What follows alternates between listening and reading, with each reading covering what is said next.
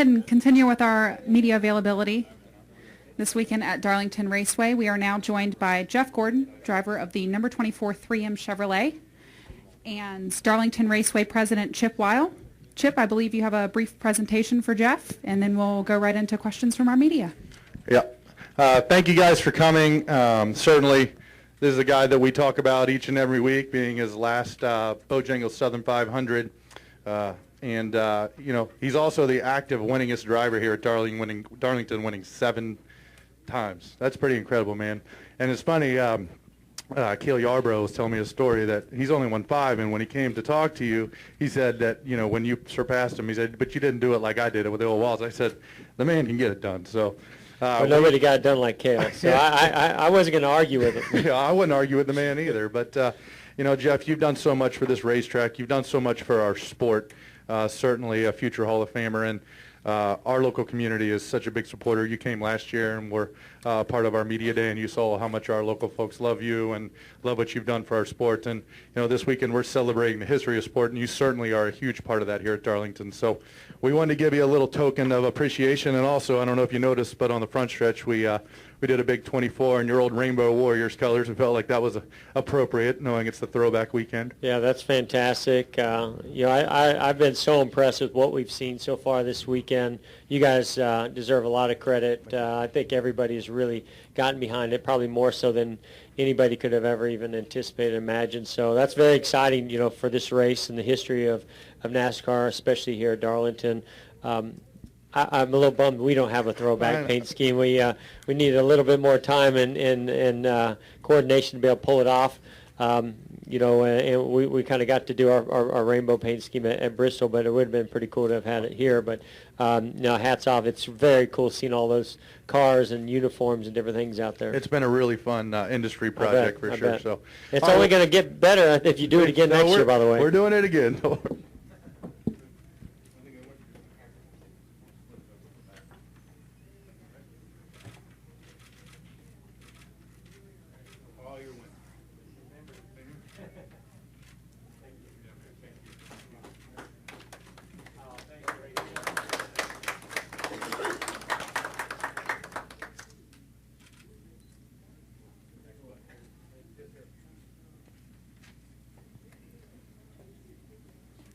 And with that, we'll go ahead and roll right into media availability. We'll go to Bob and then Steve Richards over on the right. Bob Pockris, ESPN.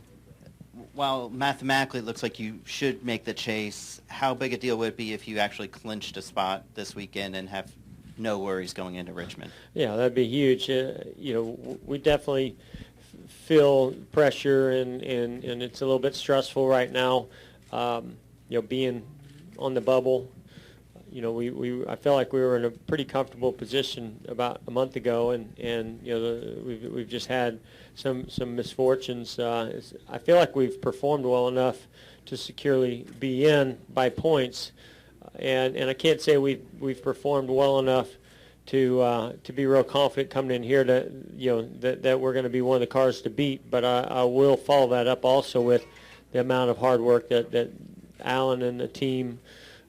Everyone at Hendrick, has been putting into the effort from for this weekend especially, but going forward as well, and I'm pretty happy with the car. So, I think we've got a shot at doing that, and no matter what, we realize it's important for us to execute really well this weekend to put a great result out there on the track to get those points we need to go to Richmond and be a little more comfortable anyway. I don't. Other than a win this weekend, Richmond's going to be stressful, but the good news is we've dealt with it before. We'll go to Steve, Viv, and Tom. Steve Richards with PRN. Jeff, what were your impressions when you first came into this place and saw the track? Yeah, I thought. This is one of those tracks, sort of like Bristol, where when you hear about the track, there's more of people trying to scare you and put this fear in you of, oh man, Darlington, boy, that's a tough track, and you run right up next to the wall, man, that place is going to get your attention, the Darlington stripe. So you come into it going, oh man, I got to watch myself here, and then you go out there and you either like it or you don't. And I loved it right away. I loved running up near the fence. And I think had I not raced at places like Salem and Winchester in the midgets and the sprint cars, this track would have probably been a little bit more intimidating. But it fit my style. Our cars were good. I really enjoyed, right from the beginning racing at this track. So I think it was really more of what people were saying about it that stuck out in my mind prior to me coming here than when I actually got a chance to race here. So the first time you slapped the wall, it was okay? I don't remember the first time I slapped it. I feel like I can remember some moments when I got into it that I feel like cost me the race or almost cost me the Winston Million when we won that. I can certainly remember those, but the first time I got into it, it didn't stand out to me. I feel like one of the reasons we've been so successful here is the lack of the Darlington stripe on my car when the races are over. I feel like that's, and I was actually talking to Jeff Gluck about this earlier when I was being interviewed with him about, for me, one of the reasons I think I excelled at this track, you don't come here and at least back, when with the old surface and the cars with less downforce in them, even less than what we have this weekend, you didn't attack this track. It wasn't about being aggressive. It was about being patient. It was about finesse. It was about not overdriving it, and having a car in one piece at the end of the day. And usually the ones that had the fenders on it were the ones that were most competitive at the end of the day. And I feel like that's one of the things that I've done, really well throughout my career. And it's also one of the reasons why I haven't been as competitive in the last 10 years, because that's not the way you do it today. These days you're aggressive. From the time they drop the green, the cars have tons of downforce, the tires don't fall off, you just go for it. Now this weekend I think it's going to go back a little bit to the old school way of Darlington, and I hope that suits my style and what we have as a race team. We'll go to Viv and then Tom. Viv Bernstein, New York Times. Jeff, the flip side of Bob's question, what would it mean if you didn't make the chase in this last year? What would those last 10 races be like for you? It would be unfortunate, for sure. All I've wanted this year is to, in my career by being competitive, and as competitive as we were last year, it'd be pretty disappointing, if we didn't make it. I feel like we've been fairly competitive this year. I can't say that the reason we're in the position we're in right now is just because we haven't run well enough. We've just had some things that haven't gone our way, but we also haven't performed up to par with what we expected to do this year. So, I want to be in the chase. We're going to fight hard to be in the chase, and I think it'd be a great way to in my career. But at the same time, and I mentioned this in Bristol, there's nothing that's going to take away from what's happened this year off the track. Things like this, every weekend, the recognition from the fans, the media, the track, owners and promoters and people that are part of this sport have been so amazing to me that nothing's going to take away from that. I'm not going to let 1 year define my entire career. But certainly at the same time, we're motivated by this being my final year, and I know my team is as well, to end this on a positive note. We'll go to Tom, Bruce, and then Claire.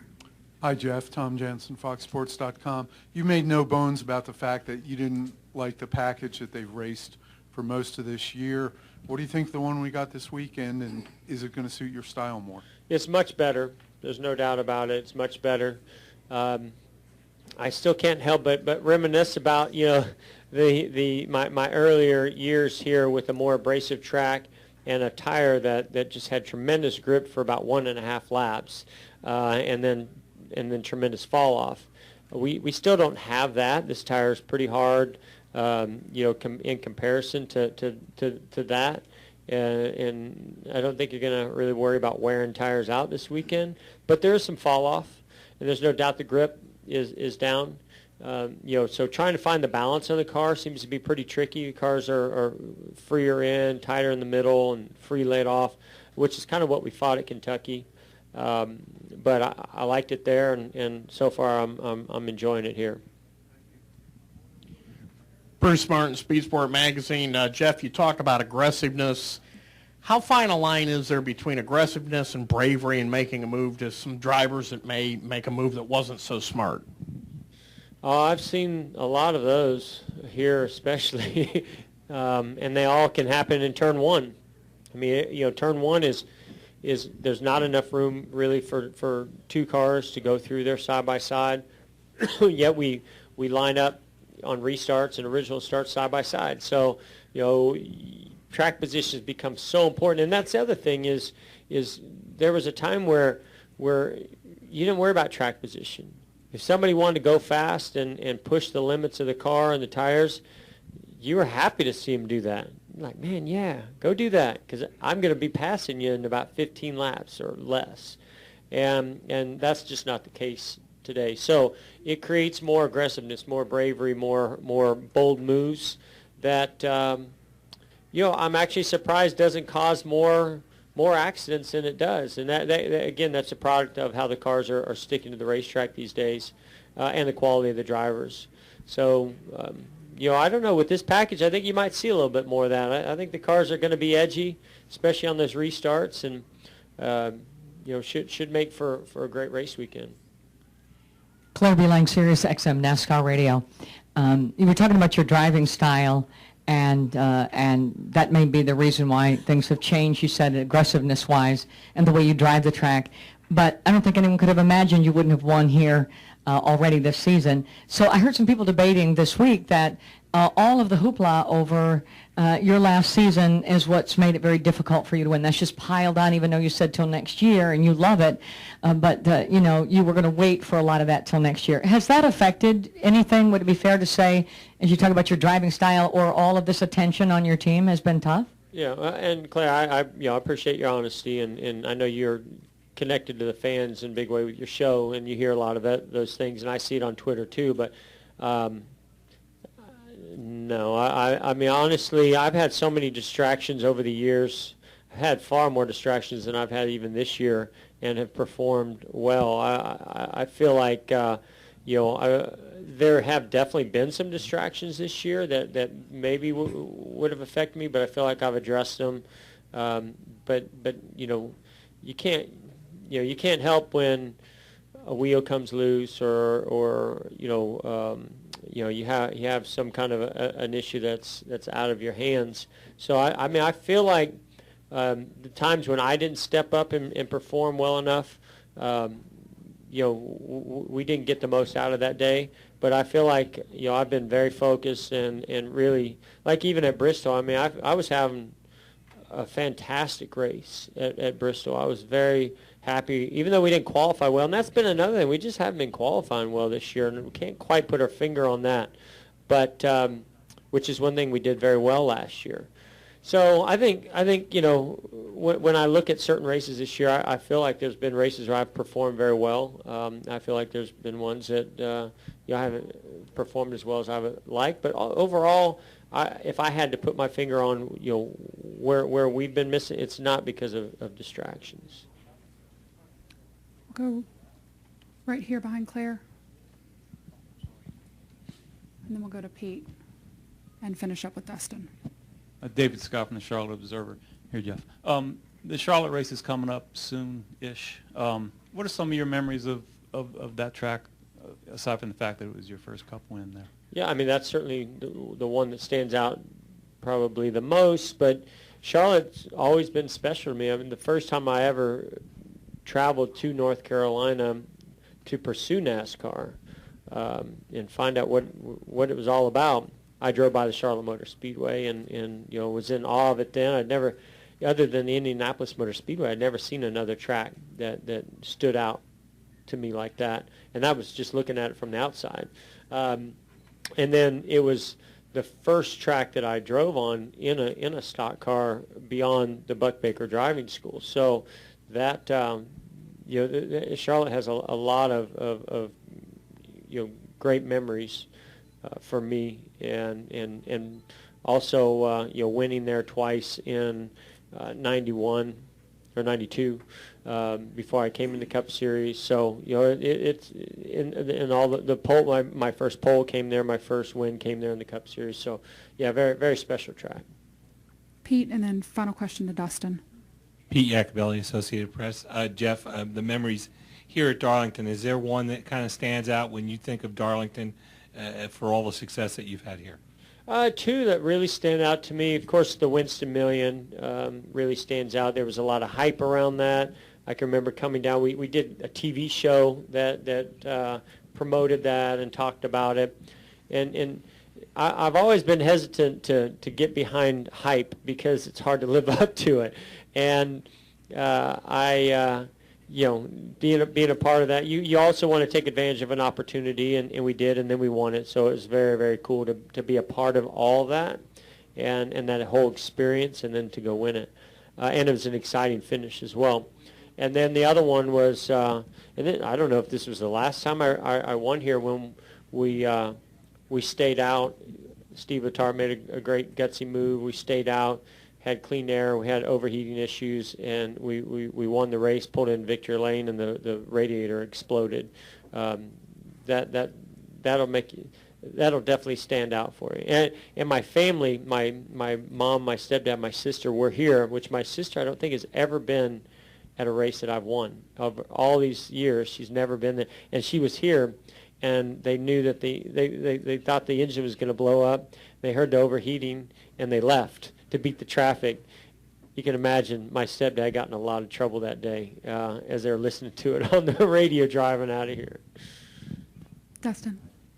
Dustin Long, NBC Sports. Jeff, when you talked earlier about feeling the pressure and understanding the stress at this point, I mean, for somebody like yourself that's been through so much, how does that compare with different types of pressures or stress, because you've been in a lot of different situations?